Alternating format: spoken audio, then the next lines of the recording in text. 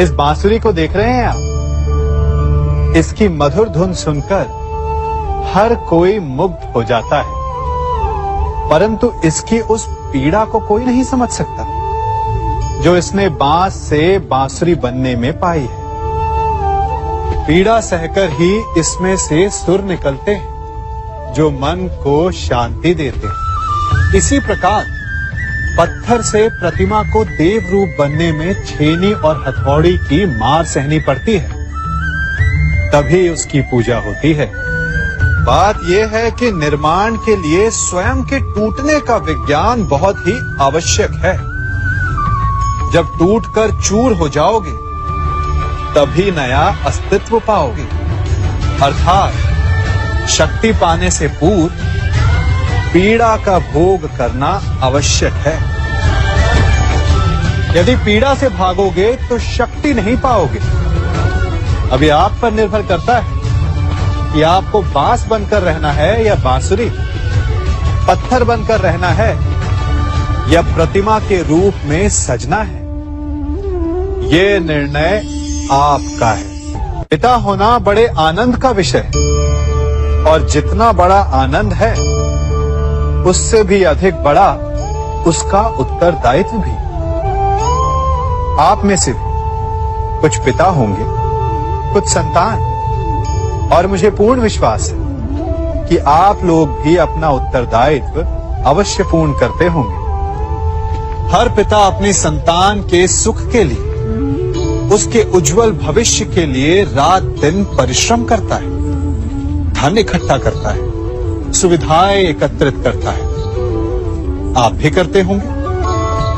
हर पिता को यही लगता है कि उसने अपनी संतान को सब कुछ दे दिया, परंतु फिर भी संतान प्रसन्न नहीं रहती।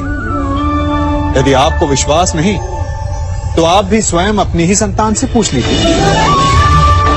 उनको अवश्य कहीं ना कहीं कोई कमी अनुभव होती होगी, और इसका केवल एक ही कारण है, और वो है पिता की भूल।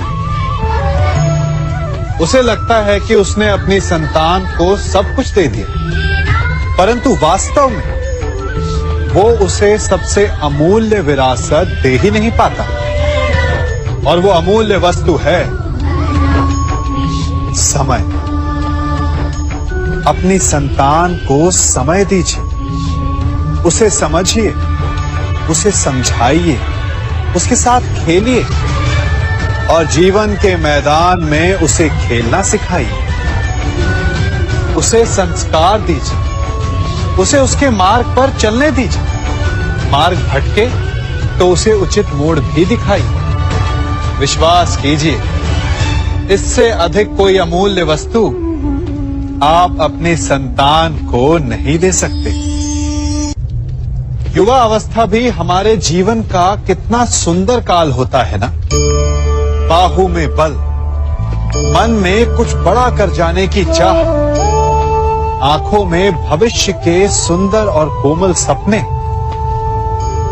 और इसी अवस्था में मनुष्य के भीतर पनपता है प्रेम। किसी को देखकर उस पर मन मोहित हो जाता है, और फिर मनुष्य अपना सब कुछ उस पर न्यौछावर कर देना चाहता है। फिर प्रेम की परिणति होती है विवाह में। क्यों? सबको अपने खट्टे मीठे संस्मरण स्मरण हुआ है ना। परंतु यहीं से अधिकतर माता पिता और संतान के मध्य विचारों का विरोध प्रारंभ हो जाता है। संतान को लगता है कि उसका चुना जीवन साथी ही उसके लिए उपयुक्त है, और माता पिता को लगता है कि संतान अनजाने में भूल कर रही है।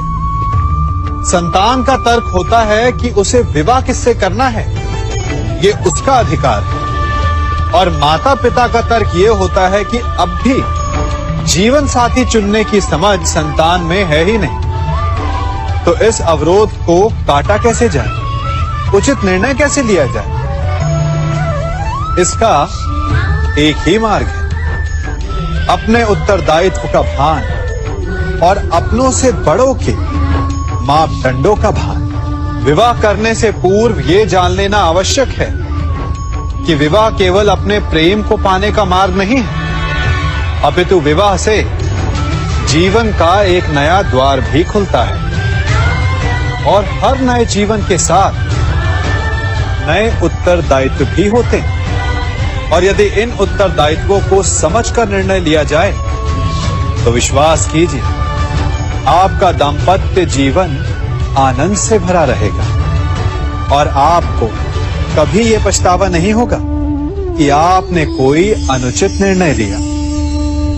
कभी हमें लगता है कि हमारे अपने, हमारे हितैषी, हमारे माता पिता को हमारे मन की बात ही नहीं समझ आ रही, जैसे उन्हें हमारे हर कार्य में, हर निर्णय में खोट दिखाई दे रहा हो। और ऐसे में हम कर बैठते हैं विद्रोह। ऐसी अवस्था में हमें वही अच्छा लगने लगता है जो हमारी मन की बातों का समर्थन करे। हम उसे ही अपना हितैषी समझ लेते हैं। परंतु जो आपसे मीठी बातें कर रहा हो वो आपका हितैषी है, ये आवश्यक नहीं। कुछ विषैले फूल बड़े सुंदर दिखते हैं, कुछ विषैले फल असाधारण रूप से बड़े स्वादिष्ट होते हैं। और ये भी आवश्यक नहीं कि हमारे रोगों का निदान करने वाली औषधि सदा मीठी हो। इसलिए विष और औषधि में अंतर को परखने का प्रयास करें। हो सकता है जो आपके हित की बात कर रहा हो वो आपको संकट के गर्त में ले जा रहा हो। बात बात पर आवेश में ना आए। हो सकता है कि आपके माता पिता की कड़वी बातों में आपका ही हित छिपा हो। और माता पिता को भी प्रयास करना चाहिए कि यदि उनकी संतान अनुचित निर्णय ले रही है तो उसके अनुचित होने का भान प्रेम से करवाएं, दबाव और शासन से नहीं। क्योंकि कभी कभी कटु शब्द और कटु वचन अनुचित निर्णय को और पक्का कर देता है। हर शब्द अपने आप में इतना शक्तिशाली होता है कि यदि आप चाहें तो उन्हीं शब्दों से सृजन कर सकते हैं और चाहे तो नाश भी। फिर चाहे सृजन और नाश नए संबंधों का हो या फिर नए युग का। आजकल सर्वत्र सहनशीलता की कमी है।